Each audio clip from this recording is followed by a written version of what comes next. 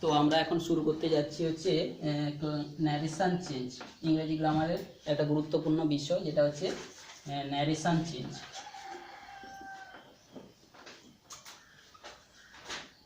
Narration change কথাটার বাংলা মানেটা কি না উক্তি পরিবর্তন।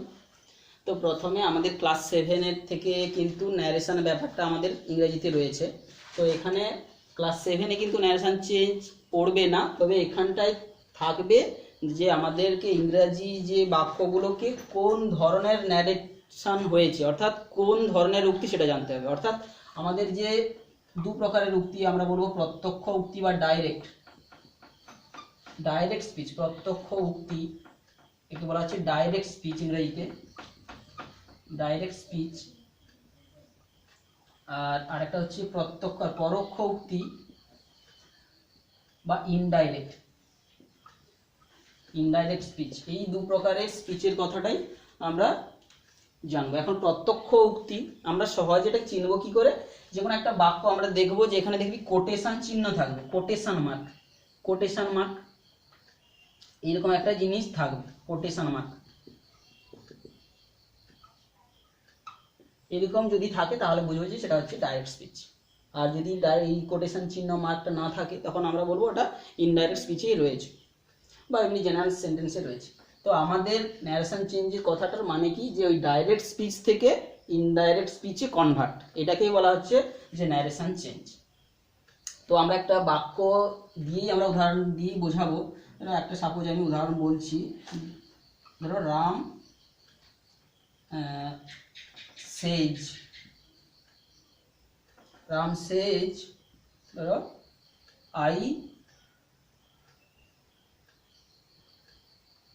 I was এখানে টেন্সটা অনুযায়ী আমরা একটু রাখছি, I go to market।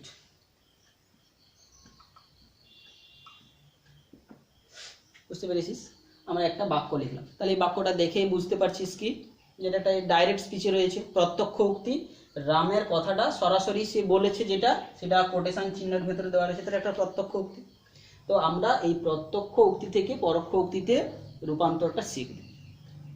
তো প্রথম স্টেপে আমাদের কিন্তু যেটা জিনিস জানার বিষয় সেটা হচ্ছে কি, এই যে বাক্যটাতে দুটো জায়গায় আমরা দুটো ভার্ব দেখতে পাচ্ছি। যেমন এই যে একটা ভার্ব সেজ, এই একটা ভার্ব রয়েছে, আর কোটেশন চিহ্নের ভেতরেও একটা বাক্য যে রয়েছে সেই বাক্যতেও একটা ভার্ব রয়েছে। বোঝা গেছে? তো এই যে বাক্যটাকে আমরা দুটো ভার্বকে বা এই যে কোটেশন চিহ্নের ভেতরের যে অংশটাকে বিভিন্ন নাম দেওয়া আছে, এই যে যেই ভার্বটা ইউজ করে কোটেশন চিহ্নের ভেতরে বাক্যটাকে বলা হচ্ছে, সেই ভার্বটাকে বলা হয় কি না রিপোর্টিং ভার্ব। রিপোর্ট করা হচ্ছে, reporting verb, REPORTING, reporting verb.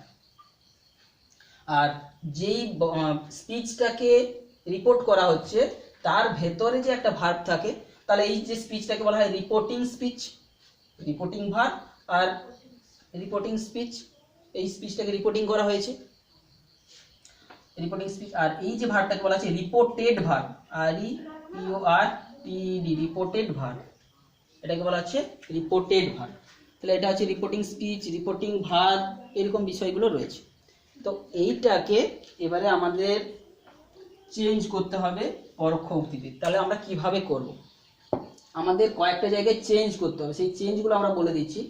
এইখানের যে ক্রিয়াপদটা আছে রিপোর্টিং ভার্বটা ফার্স্ট আমরা টার্গেট করব। এই ভার্বটার টেন্স আমরা খেয়াল করব, এই ভার্বের যে টেন্সটা খেয়াল করব, আর এই যে বাক্যটার ভার্বকে আমরা খেয়াল করব। দুটো ভার্ব খেয়াল করব এবং সেই টেন্সের উপর ভিত্তি করে কিছু নিয়ম চেঞ্জ হবে। যেমন কি এই যে রিপোর্টিং ভার্বটা যদি প্রেজেন্ট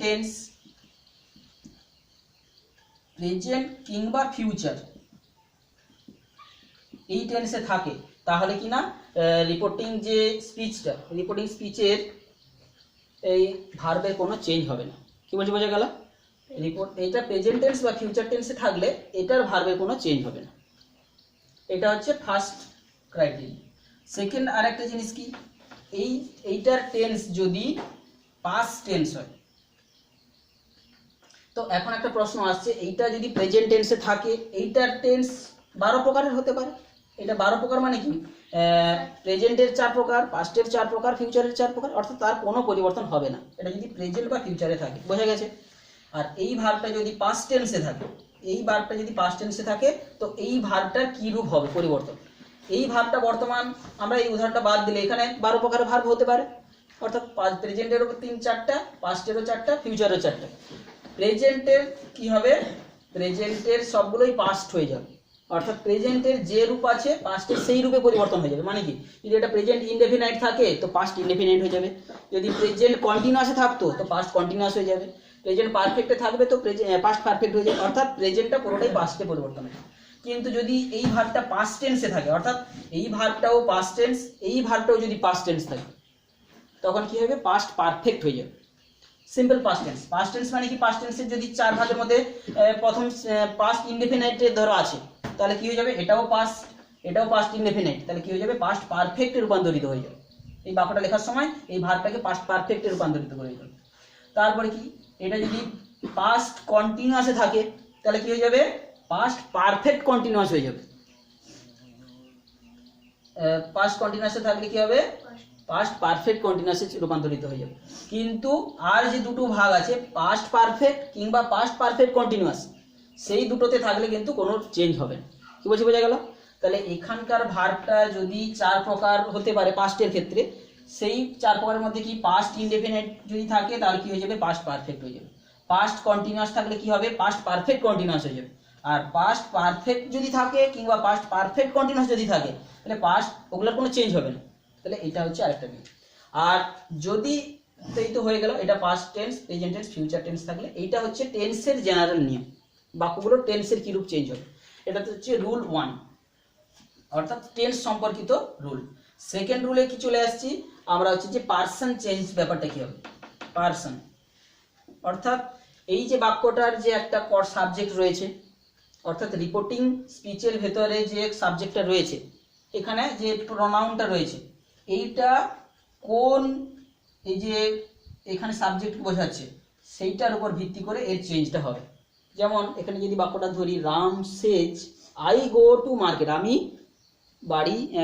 বাজার যাচ্ছি, আমি বাজারে যাই, তাহলে আইটা এখানে রামকে বোঝাচ্ছে, তাহলে সেইটা চেঞ্জ হয়ে কি হবে? আই থাকলে তখন হি হয়ে যাবে। বোঝা গেছে? অর্থাৎ এক্ষেত্রে কোন সাবজেক্টকে বোঝাচ্ছে বা কোনটাকে নির্দেশ করছে তার উপর ভিত্তি করে এখানে চেঞ্জগুলো হবে, পার্সন চেঞ্জগুলো। তাহলে আই থাকলে অনেক সময় হি হতে পারে। এই চেঞ্জগুলোর একটা লিস্ট তোদের যে কোনো গ্রামার বইতে দেখবি তোরা দেওয়া আছে, বুঝতে পেরেছিস? অর্থাৎ সাবজেক্ট কোন কাকে বোঝাচ্ছে এখানে একটা সহজে বুঝে যাচ্ছে। কিন্তু একটা বাক্য যদি আমি অন্যভাবে লিখি ধরো, তাহলে সেক্ষেত্রে আমাদেরকে একটু বুঝতে সুবিধা হবে। বাক্যটা দিচ্ছি, ধরো Ram said to me, Ram said to me, Ram said to me, you are a fool.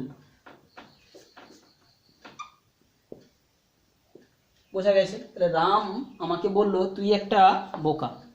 তাহলে এই ক্ষেত্রে আমরা এইখানে said to টা কিন্তু আবার রিপোর্টিং ভার্ব, এখানে said to, তো এইখানে রিপোর্টিং ভার্বটাকে কিছু চেঞ্জ করতে হবে। এই সেড থাকলে সেইজ বসে যাবে, কিন্তু সেড টু থাকলে কি হবে? টোল্ডে রূপান্তরিত হবে। সেই পরিবর্তনের নিয়মটা আমি আসছি পরে। তো এখানে ইউটা, এই যে রিপোর্টিং স্পিচের মধ্যে যে ইউটা রয়েছে, ইউটা কাকে বোঝাচ্ছে? You R A full, Yuta রামকে বোঝাচ্ছে না ইউটা মিকে বোঝাচ্ছে? মিকে বোঝাচ্ছে। তখন ইউটা কিন্তু রূপান্তরিত হবে মি এর জন্য আই হবে, আইতে রূপান্তরিত হবে। কি বলছি, বোঝা গেল? তাহলে তখন চেঞ্জটা কি হবে না আই, এবং টেন্সও চেঞ্জ হবে। এটা যেহেতু পাস্ট টেন্সে আছে সেই অনুযায়ী এটা প্রেজেন্ট ইনডেফিনিটে ছিল, তো পাস্ট ইনডেফিনিটে চেঞ্জ হবে। তো এটার আমি অ্যান্সারটাকে করে দিই, তাহলে বুঝতে সুবিধা হবে। যেমন এটার অ্যান্সারটা করলে কি হবে ইনডাইরেক্টে না, রাম সেজ, এবারে কি আরেকটা রুল কি, যে কমা কোটেশন চিহ্ন উঠে গিয়ে, এই যে কমা কোটেশন চিহ্ন উঠে গিয়ে এখানে দ্যাট বসে, বোঝা গেল? কমা কোটেশন চিহ্ন উঠে গিয়ে দ্যাট বসবে। এবং এই যে আইটা কি বললাম, যেহেতু হি হবে, এবারে টেন্সটা যেহেতু প্রেজেন্ট টেন্সে আছে গোকে গোজ হবে, কারণ হির পরে গো, যেহেতু প্রেজেন্টের পরে এই ইএস যোগ হবে থার্ড পারসন সিঙ্গুলার জন্য, গোজ টু মার্কেট, এটা হবে। আর এটার ক্ষেত্রে চেঞ্জটা কি হবে না, রাম এই সেট টু থাকলে তার নিয়মটা কি, সেট টু থাকলে কারণ এরপরে যেহেতু অবজেক্টটা আছে তাহলে টোল্ড হবে, টোল্ড মি দ্যাট, ইউটা কাকে বলছে, মি কে বোঝাচ্ছে, তাহলে আই। এবারে আরটা যেহেতু প্রেজেন্ট টেন্সে আছে পাস্ট টেন্সে রূপান্তরিত হবে, আই পরে সাধারণত কি বসে, ওয়াজ, ওয়্যার কি বসে, ওয়াজ, তাহলে আই ওয়াজ এ ফুল, এইটা। তো এইটা গেল হচ্ছে পার্সন চেঞ্জ। তো আর কিছু জিনিসগুলো রয়েছে যেটা কিনা এই যে রিপোর্টিং স্পিচের ভেতরে কিছু এমন শব্দ থাকে কাছে বোঝাচ্ছে, নিকটে বোঝাচ্ছে, মানে হেয়ার বা কাছে বোঝার নিকটত্ব বোঝাচ্ছে, যে এরকম শব্দগুলো কিছু থাকবে তাকে চেঞ্জ করে দূরের বোঝাবে সেরকম শব্দ ব্যবহার করতে হবে। তারও একটা লিস্ট আছে, অর্থাৎ নাউন থাকলে দেন, হেয়ার থাকলে দেয়ার, এরকম কিছু চেঞ্জ রয়েছে। অর্থাৎ যে নিকটস্থ বোঝানো শব্দগুলো পরিবর্তন হয়ে যাবে, কি বোঝাবে না, দূরবর্তী সময় বা দূরবর্তী স্থানকে বোঝানোর জন্য সময় ব্যবহার করতে হবে। তো এটা হচ্ছে মূল জেনারেল কয়েকটা নিয়ম। এটা হচ্ছে ন্যারেশন চেঞ্জের ফার্স্ট নিয়ম। তো এখন ন্যারেশন চেঞ্জ করতে গেলে আমাদের যেমন এই ভার্বের থেকে নিয়মগুলো কিছু আসবে, তখন আমাদের আরও একটা জিনিস খেয়াল রাখতে হবে যে এই যে রিপোর্টিং স্পিচটা যেটা দেওয়া থাকছে কোটেশনের ভেতরে, সেই সেন্টেন্সটা যেমন বিভিন্ন টেন্সও হতে পারে, তো বিভিন্ন ধরনের বাক্য হতে পারে। কি বলছে, বোঝা গেল? বিভিন্ন ধরনের বাক্য মানে কি, আমরা বাক্য ক প্রকার শিখেছি ক্লাস 6-এ, তোরা শিখেছিস ফার্স্ট ক প্রকারের বাক্য তোরা শিখেছিস, 5 types, assertive, interrogative, imperative, optative, exclamatory. তো 5 প্রকারের বাক্যের জন্য কিন্তু কিছু কিছু নিয়মের চেঞ্জ রয়েছে।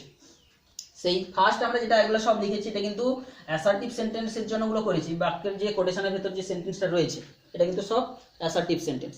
তো অ্যাসার্টিভ সেন্টেন্সের নিয়মের ক্ষেত্রে এই যে রিপোর্টিং ভার্বটার চেঞ্জটা কি হবে না, সেড টু থাকলে টোল্ড হবে, আর শুধু সেড থাকলে সেড থাকবে, আর না হলে যে প্রেজেন্ট টেন্সের শেষ থাকলে তো এমনি সেজই থাকবে। অর্থাৎ রিপোর্টিং ভার্বটা কি চেঞ্জ হবে, অ্যাসার্টিভের ক্ষেত্রে সেড টু থাকলে টোল্ড, আর এমনি সেড থাকলে সেড, আর না হলে সেজ থাকলে সেজ। এইটা হচ্ছে অ্যাসার্টিভ সেন্টেন্সের কিছু নিয়ম। কি বলছি, বোঝা গেল? এবারে তো আমরা কয়েকটা এক্সাম্পল দিচ্ছি করার জন্য, তোদের সেটা তোরা এখানে তুলে নে, বাড়িতে তোরা করবি এগুলা। তো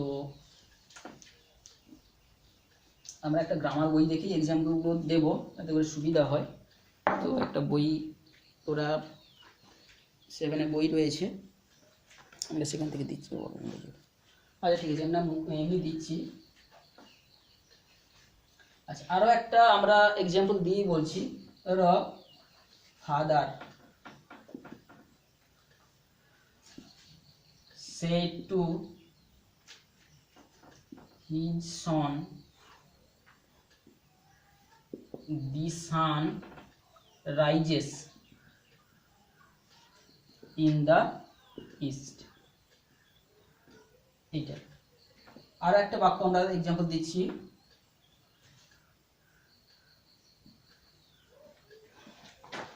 mother said to his son,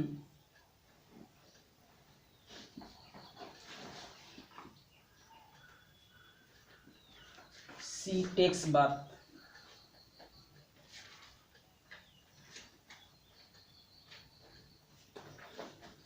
in the Ganga